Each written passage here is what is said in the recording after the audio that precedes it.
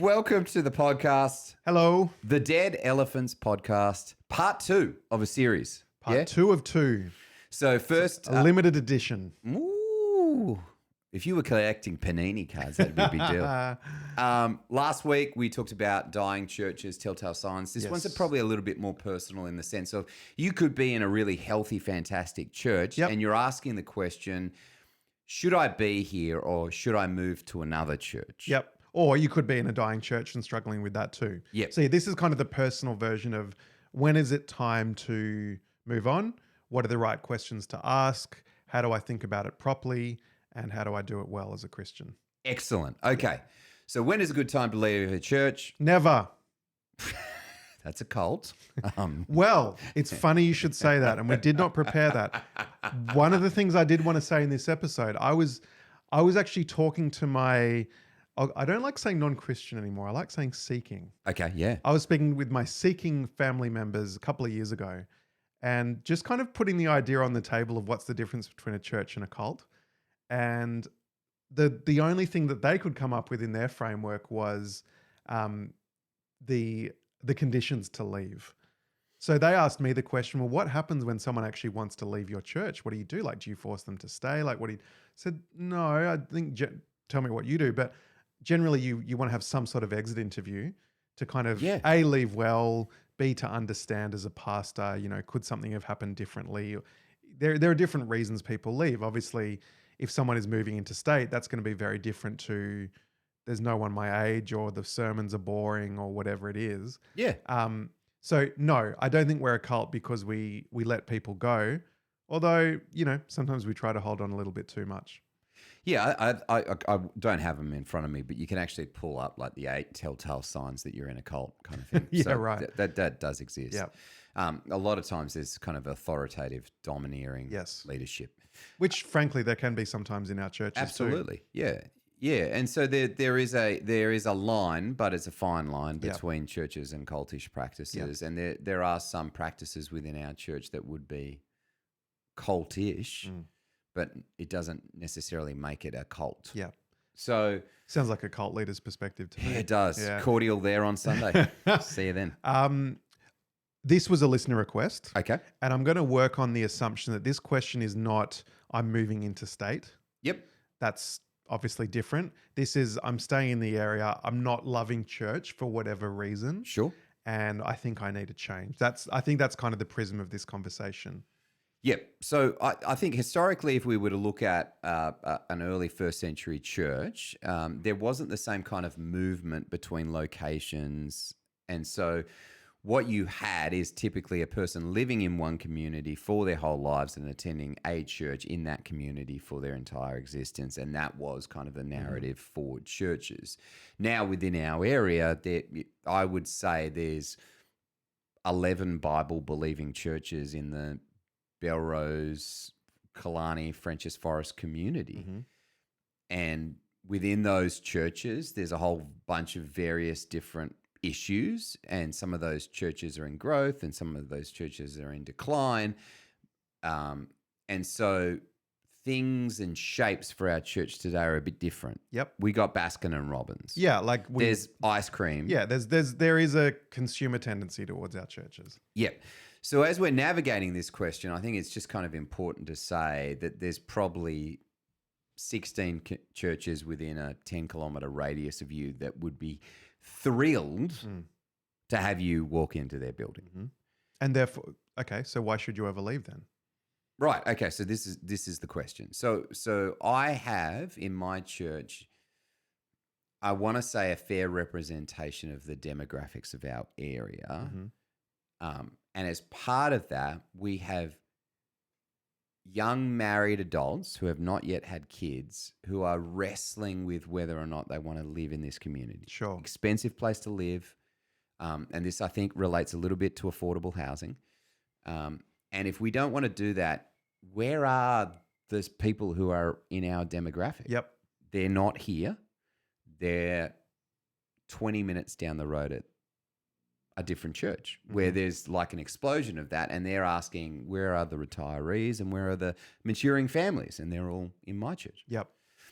So that there are different pressures in different seasons. So I think there's overlapping things. So oftentimes when a person asks this question, it's because they're going through a season of transition. Sure. And in that liminality, they're trying to figure out, where am I called to be? What am I called to do? And they're asking all the right questions. And one of the things they're coming back to is that sense of connection into the church they're at now. So the first question you ask is what I said last week at the end of the pod. When did I feel the deepest connection to my church? And if it's the youth group and you're 25, okay. Which actually I think is a reasonably common story for a lot of people. We have a friction point. Okay. So is it, I feel, so then you go, we've got our friction point. Pragmatics. Do I feel a deep sense of connection with what the pastor is saying and it resonates with my phase of life? Yes or no? Sometimes. Okay, well, it's not bad. I don't always hit the mark every week, so that's not terrible. Do I have a great community of friends who love being here and love having me participate in the community, and I find that my gifts, skills, and values have worth and are used, and I got a deep connection? Yeah, okay. That's another good question to ask. But if you start getting no's to these questions, then the difficulty is that church is like a faith-based relationship, not a marriage, which means when you come to leave it, there is pain in that departure. Yep. Because the church was good. Yep. Right? It's a breakup on some level with a girlfriend that's just not the right girlfriend. Yep. But it's not a girlfriend at all. It's a church. But this is where a pastor will pick you apart every day of the week, because all of your frameworks were me, me, me, me, me. Yes. This is the classic, you're not here to be served, but to serve. Sure. Which, by the way, I don't like and I think is overly simplistic. And actually, in the case of this argument, or this conversation, I think that pastors should probably err on blessing and releasing people more than they do. Or probably even more importantly than that, in so doing, blessing and releasing people 3 or 4 times, start to gather some data points about what's going wrong in our community. Now, sometimes you just have a straight out consumer culture that grumbling is a massive issue, and no matter what you do, you're not going to please some people. I get that. But often, in people voting with their feet, you're actually learning something along the way. What does that mean for the church member? Again, I said this last week. I've been on both sides of this. Yeah. I've been the congregation member who has broken up with the church and got a response that was frankly pretty crappy. And it took me a good number of years to recover from that, where I came out of that breakup, to use your paradigm, feeling like I'd been conditionally loved the whole time. And the moment I fell out of love, I was now no longer worth anything as a person. That hurt. I've also been on the pastoral side where you feel the pain of someone leaving, and it does feel it does feel personal, and it's hard for it not to. So I get it on both sides, but I think broadly speaking, and I've spoken about this on other episodes, like on the one hand, you've got I need to invest in my church. That's my community. That's true. You can't go to church just to consume. Churches cannot function when that happens. It actually needs everyone to buy in. On the other hand, you've also got the Holy Spirit guiding and directing people. And if for whatever reason that person is being prompted to go somewhere else, is part of that going to be negatively reactive to something they don't like? Probably. Yeah. But there's also going to be part of it that's going, I just really feel drawn to that place. And that's, I think, something important to sift through. Am I leaving something I don't like, or am I going somewhere that I feel passionate about? And where's the line between those two things? So, I mean, I had this conversation recently with a couple who were like, I think we need to go somewhere else. Yep. And you kind of examine it and you go, yeah, I actually think it's probably healthy for you to find another place. You've been at this church 18 years. I think it's been a number of years since you've felt that deep sense of connection. And that's partially because a lot of your mentors that invested heavily into your spiritual walk have moved on. So you now feel isolated.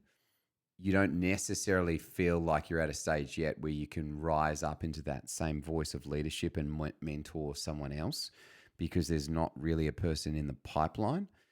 And so you find yourself coming along and serving out of indentured servitude and not feeling the deep, heartfelt connection with the church that you once felt. Now, I can rage against the machine and say, well, all the things that you just said, well, it's about you serving. But when I was listening to that, I was kind of like, no, I hear you and I feel you. And what I want for you is to find a place where you feel that deep connection and love, and it rekindles a love for the church. So what I said is, because there are pragmatics in the church, you're rostered on for like the next 8 weeks. When you're not rostered on, I need you to go and try other churches and find one that you love. Because I'm not going to have you leave this one without having the one that you're going to go to. It's really helpful. Yeah. So come and serve here, because I need you to do it. Okay, can I just pause you?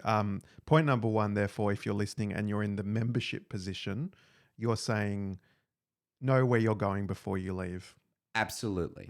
Is that I think it's helpful for you to say, okay, I'm not sure if this is the place for me to be, but you just don't end it, because there's a this is going to sound cultish and it's not meant to. There's a routine. Tell us number one. There's a routine to going to church on a Sunday that is healthy. Yeah. And when you break that for an extended period of time, Yep. it's really hard to get back into No, it. I would second that, and I agree. COVID, right? No, and I agree. Like you feel like a Pharisee for saying, but there is something spiritually forming about that routine. I agree. Yep. And so then I look at our community, and those new members to our church are loving what they are experiencing on a Sunday. So I go, the product of church that we have got is good and healthy. People feeling connected. They feel engaged with Jesus. We're prayerful. We're worshipful. We're in the Word. I'm good. And the people who walk into that space love it. So if you're not loving it, I don't change the entire system so you love it. Yep. So I have to honor you and say, mate, what you have contributed has been extraordinary. And so this is where I say, as a pastor, whoever leaves our place, I want to let them leave on a white horse. I love you. You're great. You've been incredible. And these are all true sayings, by the way. I'm not just giving you lip service. These people have been a profound blessing to our ministry for a multitude of years. And I am gutted to say farewell. But I also want them to be in a church where they love it. And that's what I didn't receive, and that took a long time to heal from. So I just want to say thank you. I didn't say it to you. Yeah, I said well, it. yeah. But that, like, so, and that's the thing, is that as you grow up and you go into a new season of life, your kids make friends. Sometimes those friends are in a different area. Sometimes those friends are connected to a different church, and you gravitate to the places where your kids are. Yep.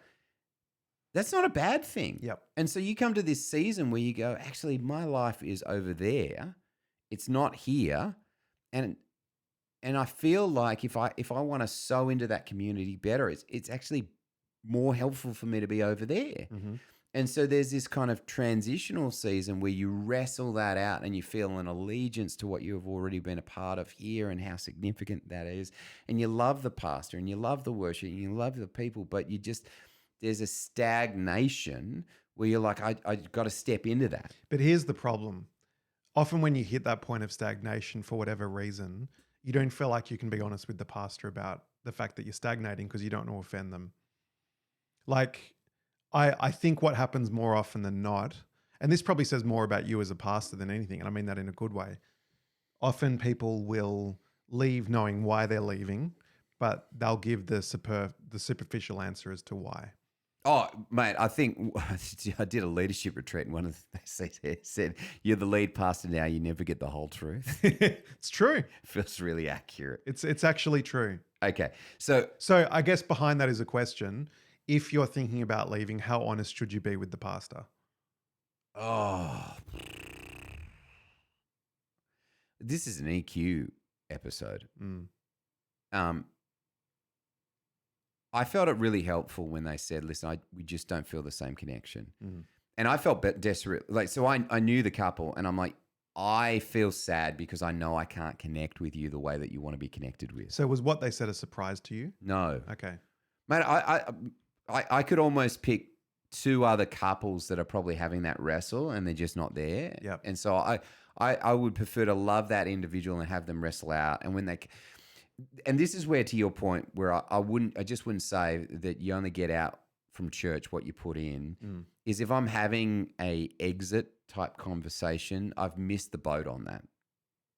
As in you should have seen it earlier. Right? I should have said it. Yeah. Mate, that should have been echoed to my community regularly, is that this is a service place. It's about that's every Sunday conversation. Yep. So by the time I think it's time for me to go, understanding the narrative of why you want to go is Yep. really good, but also allowing you to leave well. And I think part of that allowing leave well is find the place that you love Mm. and then let me farewell you well here. Mm-hmm. So I said to the person, I want to have a meal with you, Yep. with all the people you love at our church. Yeah, it's beautiful. And I promise not to invite the ones that annoy you. The church you've always wanted. Right? Like, I'll just give you the highlight reel of everything you love about this place. Because I want you to think positively, because you might be at a church Yeah. over there where they go, oh, I want this, this, and this. And they're like, mate, actually, these guys love me on the way out and that's where I want to go. Yeah. Is that a lot of times people just smoke bomb and leave. I'm pissed and I'm out. Yeah, totally. That's not the way to leave.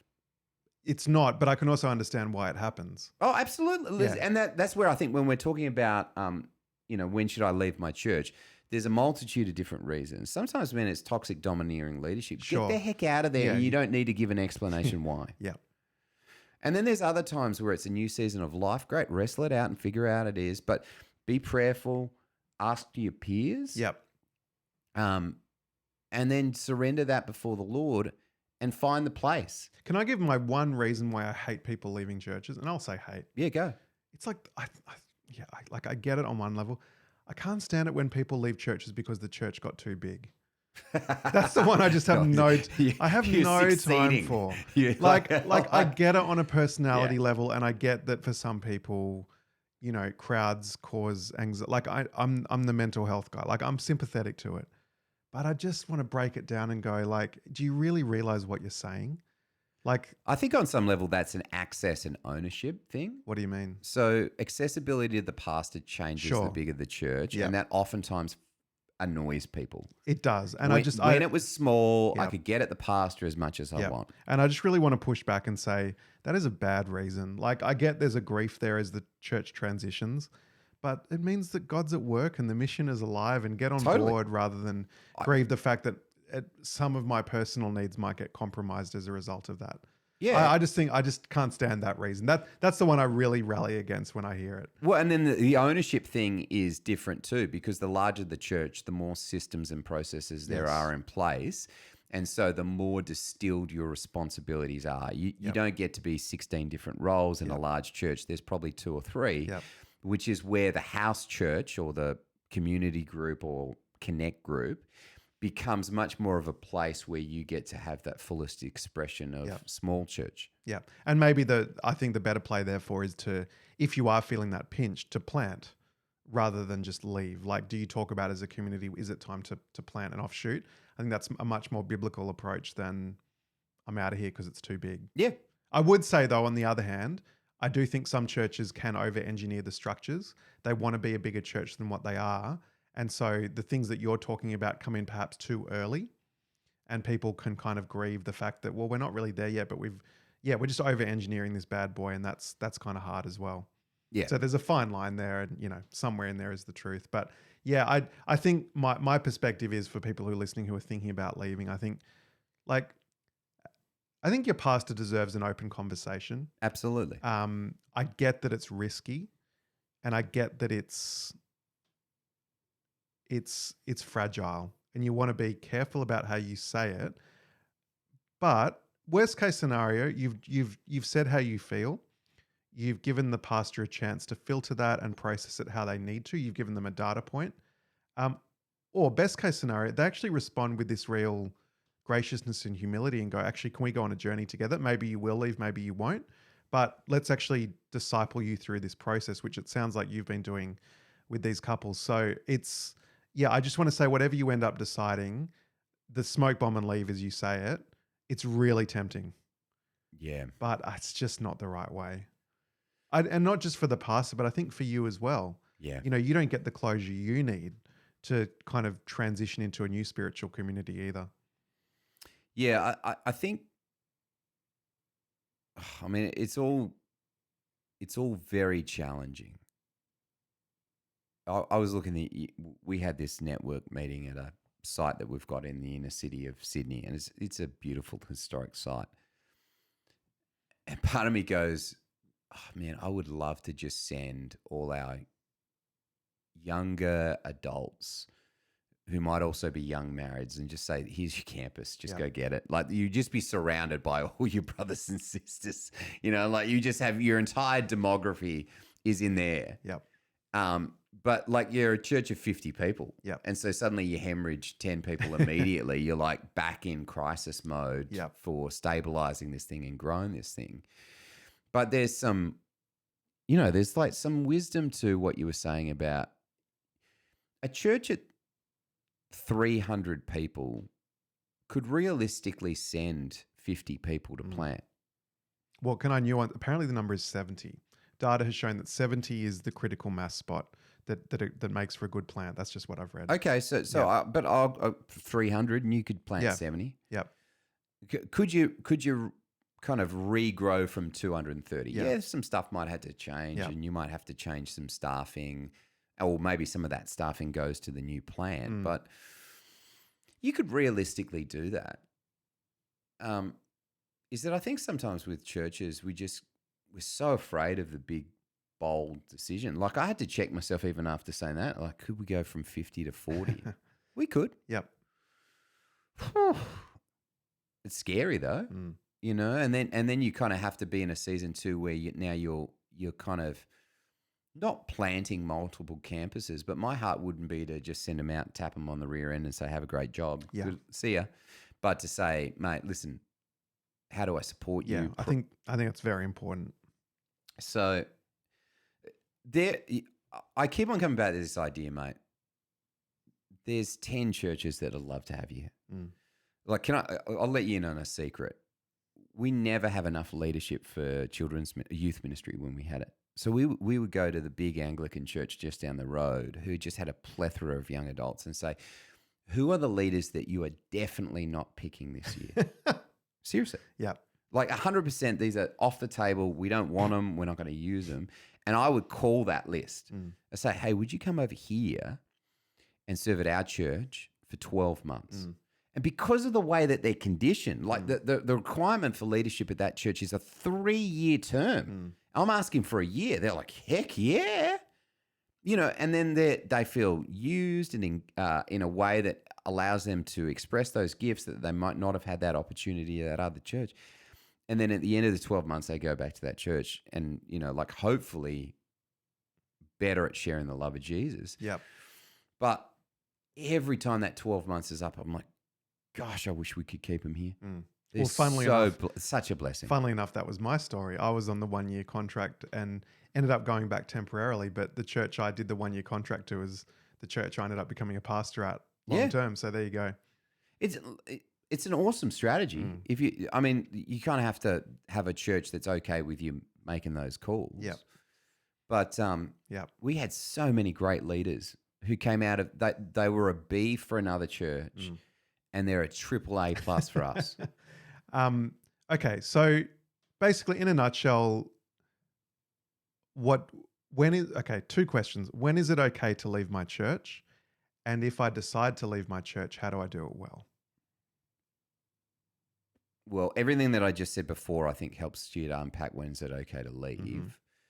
I'm hearing you say it's okay to leave. Yes. Like more than like you're coming at it from more of a releasing than a keeping mentality if somebody gets to that point? Yeah, well, I mean, I'm such a individualizer. I think I have. It's a case by case Yep. assessment. For me. Sometimes you just like, I don't know, living in sin, and you just want to fully embrace it and cannonball into it, and so you're Yep. just looking for every excuse to go out the door. I'm Yep. like, that's not healthy. Yeah, okay, that's interesting. So a church should be a place where you are being spiritually formed in community. Yeah, And so therefore, first question, am I being spiritually formed in community? If the answer to that is yes, err towards staying. If the answer to that is no, ask yourself, why is that? Is there a, and this is where it gets So, difficult. so at our church, I can answer that because we don't necessarily have the people to run those structures yet. Sure. And so we are looking for good people to do that. Is part of the reason why our formation isn't as good as it could be. Yep. Does that? Yeah. So you're in a some- catch-22. right? Sometimes that's the reason Yep. is that we're at 40 on a Sunday. And you're right, we need to be at 70 to feel like we're out of the fragile season we're in. And so our small groups are not as good as they could be because we just don't have the capacity. Yep. I've got limited bandwidth to work with, and I'm trying to maximize where I put that. And so which we've just had, and this is the other challenge, is that I've got some incredible people who are going to make excellent small group leaders. But the way that I do that is to say, I just need you to sit here for 6 months and catch the vibe. Mm-hmm. And once you've catched the vibe, I promise you'll lead this stuff. But if you don't catch the vibe, Sure. it's going to be real toxic real quick. Yep. And so that's part of, other part is you walk in like your poop don't stink going, mate, I could do 1,000 things here. Yeah. Why aren't you using me? It's like, because I need you to actually get the rhythm of Yeah. what we're trying to do. I had a pastor say that to me once. I was really offended at first and then thought, no, it's good. It's Yeah. wise. I think what that shows is the question of if it's about serving or not serving, you can serve anywhere. So whether it's the church you're currently at or the church you want to go to, I'd be less, except for the situation you gave. If you're coming from a church that's massively over-resourced, that's a different story. Most churches, I think, are under-resourced, and therefore, if the church is about serving, then you can serve whether it's here or there. Yep. So then the question, yes, comes back to the spiritual formation question. And then the hard question, I think, becomes, am I struggling in my spiritual formation because I'm not owning things for myself? Yeah. Or because there is a fundamental problem with how the church is being run and led and operated, that it's just, whether it's really poor preaching or dysfunctional community or whatever it is, then I think you should seriously look at leaving. Yeah. If the problem is bigger than you and it's not going to change in a hurry, then you need to own that and be as honest as you can with leadership. If as you investigate your heart, you go, actually, I know deep down I've got a bad attitude, and this is where your point about bringing in people around you, friends and family members who can speak wisdom. Yeah. I think that's really important. And then go for it or don't go for it. But yeah, I think either way, be honest, both to leadership, but also with yourself. Yeah. Bring it before the Lord in prayer and know that you're not outside his will no matter which decision you make. I like that. It's a shorter episode, mate. It makes up for the longer one we did last week. It's because I just want to leave. Can I please leave this podcast? Okay. Duncan, I'm just not vibing. I'm not vibing you. I want you to be in a podcast where you feel like you're the fullest expression of you before the Lord. And I honor that your decision is a hard one. It has been. I love you, brother. But I know where I want to go, and that's to a new podcast. Before you leave here, though, Yes. I need you to find that podcast and then tell me, and we're going to leave you well. The Bill Simmons podcast. I'm going to Bill Simmons. Good luck. Yeah, thanks. Mate, they don't even respond to mailbag. Jerks. We'll see you again next week. Bye.